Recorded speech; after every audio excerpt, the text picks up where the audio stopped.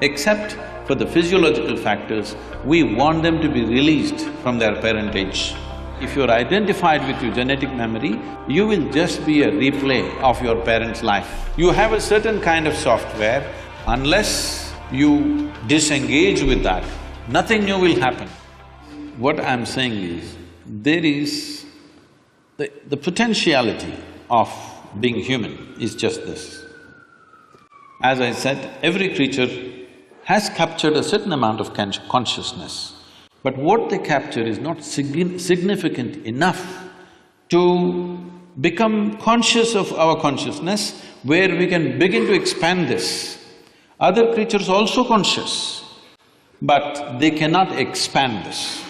So the reason why an individual human being may feel trapped in their own limited ways is simply because they're super identified with their memory.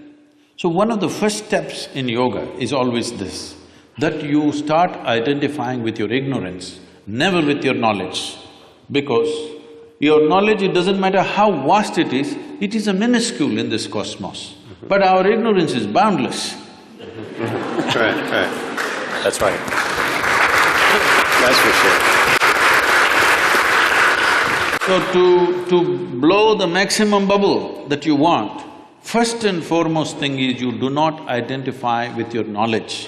That means you do not identify with your accumulated memory. Accumulated memory on a superficial level may be just what I learned, but on a deeper level, it is my genetics, it is my evolutionary memory, it is all the different dimensions of memory. So one fundamental thing we do, which is something which would be very interesting for doctors like you to study, is we do certain things with people so they become free from their genetic memory as far as possible. Except for the physiological factors, we want them to be released from their parentage. This is the purpose. The entire Eastern cultures were focused on this, now it's all messed up, people have forgotten this. Otherwise, one thing is, we are always seeing how to distance ourselves from the genetic memory, because we saw that if you're identified with your genetic memory, you will just be a replay of your parents' life. You will not be a fresh life. If you want to be a genuinely fresh possibility, you have to distance yourself. There are many types of processes through which we distance ourselves from genetic memory. You must see this, it's so dramatic in the sense, in 24 hours' time, the human being changes completely, the very way they think, feel, understand and perceive life. With some of them, even their facial features will change. Suddenly they look different within 24 hours' time. The change is so dramatic. So what do you do? Like him, I also de-link. For a different purpose, but it's in a way alienating from the genetic memory so that your functionality is not limited to your genetics, that you are not a copy of the parents who produced you. Yes, they've given you a body, they've nurtured you to a certain adulthood, after that their business is done. Now your business is to become a totally new potential of life. That's what it is. But this will not happen, you will see this happening with people. When they were 16, 18, they're very rebellious about how they want to be. But you watch the same people after they're 45, they're behaving just like their parents. They walk like them, sit like them, talk like them, everything coming back, catching up with them. Because the genetic memory overpowers the initial desire and exuberance of youth. Once it begins to recede, you will see you start behaving just like your parents, because the genetic memory overpowers you. So one of the first fundamental things that if one is striving towards becoming more conscious is to distance yourself from your genetic memory. If that doesn't happen, the power of this memory is not simple.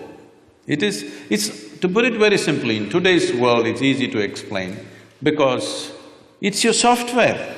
It's not the brand of the computer that you're using which decides what happens on the screen. It's your software.